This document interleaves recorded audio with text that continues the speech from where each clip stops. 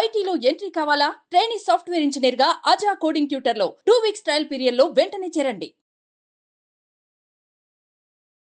నమస్కారం శంకరి గారు. నమస్తే సార్. సో మేడం, మేనిఫెస్టేషన్ మనం మాట్లాడుతున్నప్పుడు దాని గురించి రిపీటెడ్గా నెగిటివ్ థాట్ని తీసేయాలి అని చెప్తూ ఉంటారు. అది ఆటోమేటిక్గా మనకు తెలియకుండానే మేనిఫెస్టేషన్ అవుతూ ఉంది అని చెప్తూ ఉంటారు. అండ్ భగవద్గీత వైపు ఒకసారి చూసుకుంటే భగవద్గీత నుంచి మేనిఫెస్టేషన్కి మనం ఏమైనా అప్లై చేయొచ్చు అంటారా? అంటే దాంట్లో కూడా మేనిఫెస్టేషన్ ఉందా? దీన్ని ఎలా మనం గుర్తించాలంటారు? మనం భగవద్గీత అనేది మాట్లాడుకునేటప్పుడు ఆ భగవద్గీత యొక్క ఇంపార్టెన్స్ కూడా మనం తెలుసుకోవాలి.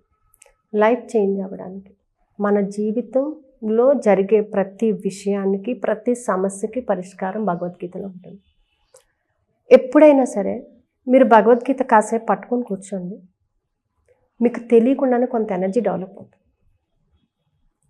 మనం ఎక్కడికైనా సరే వెళ్ళేటప్పుడు మీతో పాటు భగవద్గీత క్యారీ చేయండి.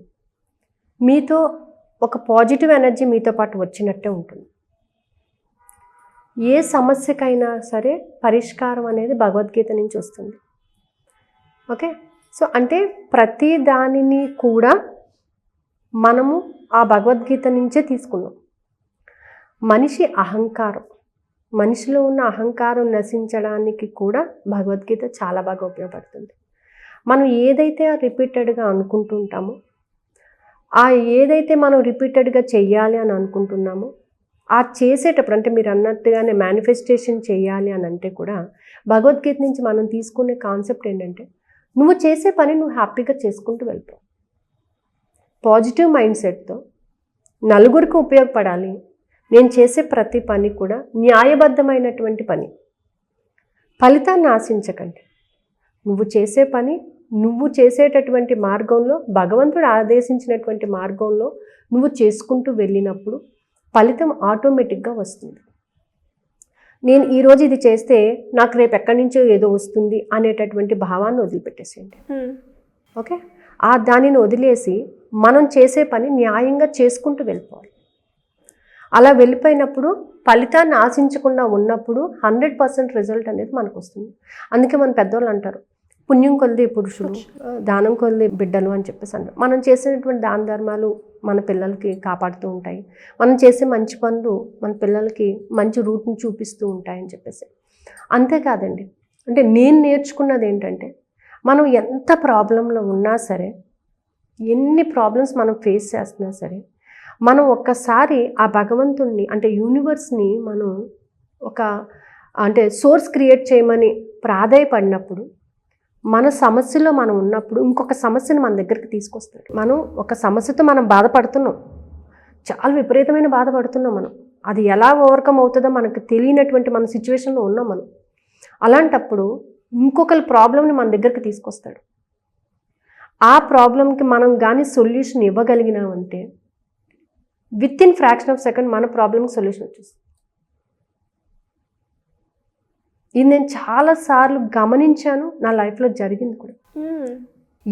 ఎలాంటి సిచ్యువేషన్ నేను ఫేస్ చేస్తున్నా, ఎవరో ఒక ఫోన్ కాల్ చేసి ఒక ప్రాబ్లంకి సొల్యూషన్ అడగడం కానీ, ఏదో విధంగా ఒక హెల్ప్ అనేది నా నుంచి వెళితే ఇమీడియట్గా నా ప్రాబ్లంకి అక్కడ సొల్యూషన్ అనేది దొరుకుతుంది కూడా.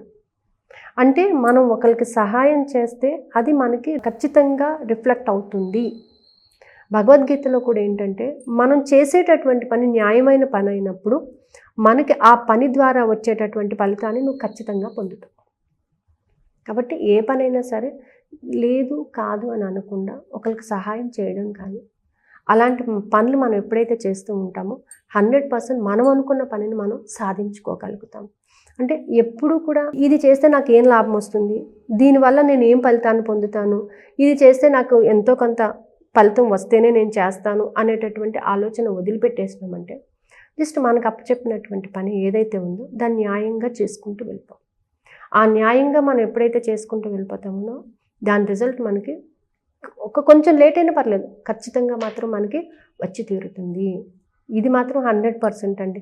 భగవద్గీత అనేది మన లైఫ్ని మార్చేటటువంటి ఒక ఇది అన్నమాట. ఆ భగవద్గీతను మనం రోజు ఒక్క శ్లోకం చదివినా లైఫ్ చేంజ్ అయిపోతుంది. నా పర్సనల్గా నేను ఇంచుమించుగా ఒక 100 భగవద్గీతలు పంచిపెట్టండి. 100. ఎందుకంటే అదొక ఎనర్జీ. అది ఉంటే ఎప్పటికైనా సరే మనకి ఏమీ జరగకుండా ఆ పాజిటివ్ ఎనర్జీ ఉంటుంది. ఇప్పటికీ నా హ్యాండ్ బ్యాగ్లో కంపల్సరీ భగవద్గీత ఉంటుంది, రోజు ఉంటుంది నా దగ్గర. అది చదివినా చదవకపోయినా అది నా దగ్గర ఉంటుంది. It's a energy.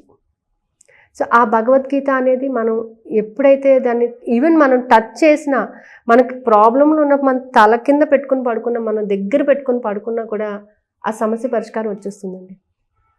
అంత వాల్యుబుల్ అది. ఎవరైనా సరే భగవద్గీతని మనం నమ్మకలేదు, దాని వాల్యూ అలాంటిది. ఆ భగవద్గీతను కానీ మనం మన దగ్గర పెట్టుకున్నామంటే మాత్రం 100% రిజల్ట్స్ వస్తాయండి. నేనైతే పూర్తిగా నమ్ముతాను. ఎప్పుడూ ఉంటుంది నా దగ్గర, కంపల్సరీ. ఇప్పటికి కూడా ఉంది నా బ్యాగ్లోని. ఒకటి, నేను కాలేజ్కి వెళ్ళినా, ఎక్కడికి వెళ్ళినా, టూర్కి వెళ్ళినా భగవద్గీత ఎప్పుడు కూడా నా హ్యాండ్ బ్యాగ్లో కంపల్సరీ ఉంటుంది. ఎవరైనా అడిగితే ఇచ్చినా ఇమ్మీడియట్గా మళ్ళీ కొని కూడా పెడతాను అక్కడ. సో ఎవరికైనా కావాలి అంటే నేను ఇచ్చే గిఫ్ట్ ఏంటంటే భగవద్గీత బుక్ అయితే ఖచ్చితంగా కొనిస్తాను వాళ్ళకి. నాకు ఇవ్వాలి అని అనుకున్నప్పుడు ఈవెన్ మన గీతా జయంతి రోజు కూడా ఐ గివ్ 2 భగవద్గీతస్. అదేంటంటే energy, and not only energy, it will change your total complete life అన్నమాట. సో భగవద్గీత చదవడం నేర్చుకోవాలి. భగవద్గీత నుంచి ఎన్నో అంశాలను మనం లైఫ్లోకి ఉపయోగించుకోవాలి. ఆ భగవద్గీత చదవడం అనేది అదృష్టంగా భావించాలి మనం. సో మేడం, ఎవరైనా కూడా మేనిఫెస్టేషన్ చేసుకుంటూ వాళ్ళ కోరికలు, వాళ్ళ గోల్స్ని అచీవ్ చేయాలి అనుకునే వాళ్ళు ఎలా మిమ్మల్ని అప్రోచ్ అయ్యే ఛాన్స్ ఉంది గైడెన్స్ కోసం? సో ఆల్రెడీ మనకి మెడిటేషన్ క్లాసెస్ రన్ అవుతున్నాయండి. దాంతోపాటుగా టెక్నిక్స్ క్లాసెస్ కూడా నైట్ టైం రన్ అవుతున్నాయి. అంటే మనం ఈ మధ్య థింక్ అండ్ గ్రో రిచ్, అంటే మనీ గురించి మనం ఎలా మేనిఫెస్ట్ చేయాలి, మనీ విషయంలో మనం చేసేటటువంటి చిన్న చిన్న తప్పిదాలను ఎలా ఓవర్కమ్ చేసుకోవాలి, డబ్బు మన దగ్గరికి వస్తుందా, మనం డబ్బు దగ్గరికి వెళ్తామా అనే క్లారిటీ ఉండాలి మనకి. సో ఆ డబ్బుని రిసీవ్ చేసుకోవడంలోని ఒక ఎఫర్మేషన్ రాసుకోవాలన్నా కూడా మనకు క్లారిటీ అనేది ఉండాలన్నమాట. సో దానికోసం మనం నైట్ 8:20 to 9:20 క్లాసెస్ తీసుకుంటున్నాము. అలాగే మార్నింగ్ బ్రహ్మముహూర్తంలో మెడిటేషన్ కూడా జరుగుతుంది. సో ఈ న్యూ ఇయర్ రిజల్యూషన్ కింద ఒక 1 వీక్ ఒక క్లాస్ ఒకటి కండక్ట్ చేస్తున్నానండి, నైట్ 10 to 10:30. గ్రేట్. సో ఈ క్లాస్ ఏంటంటే ఓన్లీ 1 వీక్ ఉంటుంది. ఈ 1 వీక్లో 7 చక్రాస్ని బేస్ చేసుకొని, ఇప్పుడు ఏంటంటే మనకు ధనుర్మాసం జరుగుతుంది. విష్ణుకి చాలా ఇష్టమైనటువంటి నెల అన్నమాట, మాసము.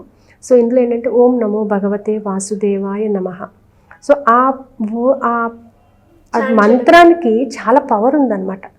ఒకసారి మనం ఆ మంత్రం చేస్తూ ఉంటే you will relax from all the tensions.